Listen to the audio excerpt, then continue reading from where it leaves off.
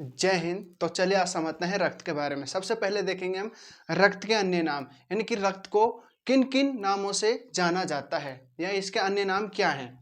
देखिए, ब्लड भी कहा जाता है, इसे हिमेट भी कहा जाता है, रुधिर भी इसे ही कहा जाता है, खून भी इसे ही कहते हैं और लहू भी रक्त को ही कहा जाता है। अब देखते हैं इस रक्त की सामान्य जानकारियां। रक्त का अध्ययन करना क्या कहलाता है? रक्त का अध्ययन करना हीमेटोलॉजी कहलाता है। जिस प्रकार हमने पोषक तत्वों का अध्ययन देखा था, ट्रोपोलॉजी कहलाता है।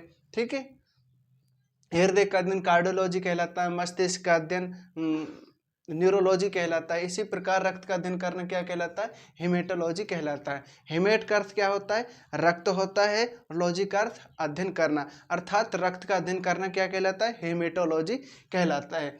अब तुमसे पूछे रक्त क्या है? रक्त एक तरल संयोजी उत्तक होता है। क्या होता है? रक्त एक तरल संयोजी उत्तक होता है। रक्त का पीएच मान कितना होता है? 7.4 होता है। इसकी प्रकृति क्षारीय होती है, यानी कि रक्त जो होता है हल्का क्षारीय प्रकृति का होता है। यदि इसको टेस्ट करेंगे, जीभ के पास ले जाएंगे तो इसका स्वाद कैसा होगा, चखने में कैसा लगेगा? ये हल्का क्षारीय होता है। पीएच मान 7.4 होता है। अब देखते हैं सामान्य मनुष्य में रक्त, यानी कि महिला और पुरुष के अंदर रक्त कितना पाया जाता है। सबसे पहले देखिएगा पुरुष के अंदर रक्त की मात्रा 5 से 6 लीटर के बीच में होती है, जबकि फीमेल में, महिला के अंदर बात करें तो आधा लीटर कम होती है, अर्थात 4.5 से 5.5 लीटर होती है। अब देखिए रक्त का निर्माण, यानी कि मानव शरीर में रक्त का निर्माण कहाँ पर होता है? रक्त का निर्माण लाल अस्थि मज्जा के अंदर होता है। लाल अस्थि मज्जा कहाँ होता है? हड्डियों के बीच के अंदर जो भाग होता है वही होता है लाल अस्थि मज्जा। उसके अंदर क्या बनता है? रक्त का निर्माण होता है। अब रक्त के निर्माण की प्रक्रिया, यानी कि उसके बनने की प्रक्रिया क्या कहलाती है? हीमोपोइसिस कहलाती है। आ रहा है समझ में? अब देखिए रक्त का रंग कैसा होता है? लाल होता है। रक्त का रंग कैसा होता है? लाल होता है। और लाल किसके कारण होता है? आरबीसी के कारण होता है। रक्त का लाल रंग किसके कारण होता है? आरबीसी के कारण होता है। और आरबीसी का लाल रंग हीमोग्लोबिन के कारण होता है। लेकिन हम सामान्य बोलचाल की भाषा में कहते हैं कि रक्त का लाल रंग हीमोग्लोबिन के कारण होता है। ठीक है, तो कंफ्यूजन दूर हो गया। रक्त का लाल रंग, यानी कि रक्त का रंग कैसा होता है? लाल होता है। किसके कारण होता है? आरबीसी के कारण होता है। और आरबीसी का लाल रंग किसके कारण होता है? हीमोग्लोबिन के कारण होता है। अब देखिए, यदि हमारे शरीर में रक्त की बात करें और इसके तापमान की, तो हमारे शरीर में रक्त का तापमान होता है 38 डिग्री सेल्सियस। यदि हमारे तापमान की बात होगी, हमारे शरीर में रक्त का तापमान 38 डिग्री सेल्सियस होता है, जबकि हमारे शरीर का तापमान कितना होता है?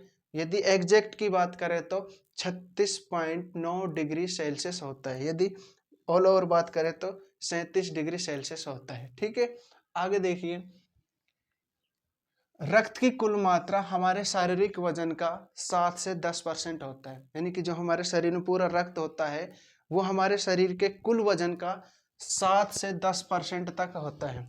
ठीक है, यदि कोई व्यक्ति रक्तदान करना चाहता है, यानी कि मैं यदि मान लीजिए रक्तदान करना चाहूँ तो मैं मेरे कितने रक्त का दान कर सकता हूँ? कितने परसेंट?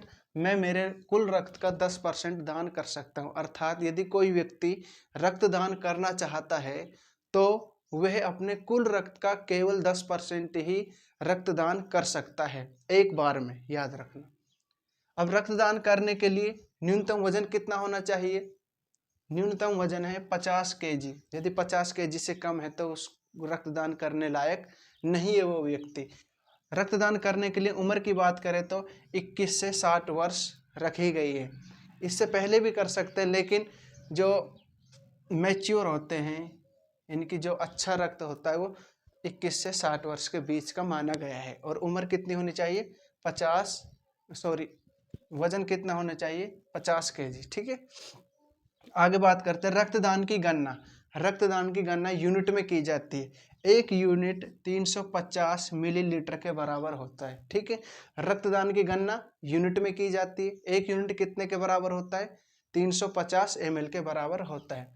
अब यदि कोई व्यक्ति एक बार रक्तदान कर दे 10%, फिर उसको दोबारा मन मारे मैं रक्तदान करना चाहता हूँ, तो वह 14 दिन के अंदर दोबारा, 14 दिन बाद दोबारा रक्तदान कर सकता है। याद रखना, दोबारा रक्तदान कब कर सकता है? 14 दिन के बाद रक्तदान कर सकता है। अब बात आती है रक्तदान कर दिया तो उसको रखते कहाँ हैं और कितने दिनों तक रखते हैं ताकि वो खराब नहीं हो, और उसमें क्या मिलाया जाता है।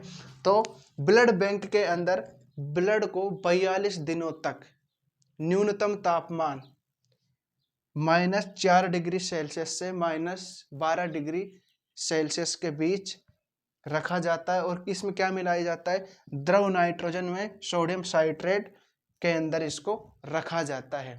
यानी कि कितने दिनों तक, 42 दिनों तक इसको ब्लड बैंक के अंदर रखा जाता है। तापमान की पूछे तो -4 डिग्री सेल्सियस से -12 डिग्री सेल्सियस के बीच रखा जाता है, और इसके अंदर क्या मिलाया जाता है, सोडियम साइट्रेट या द्रव नाइट्रोजन तत्व मिलाए जाते हैं। धन्यवाद।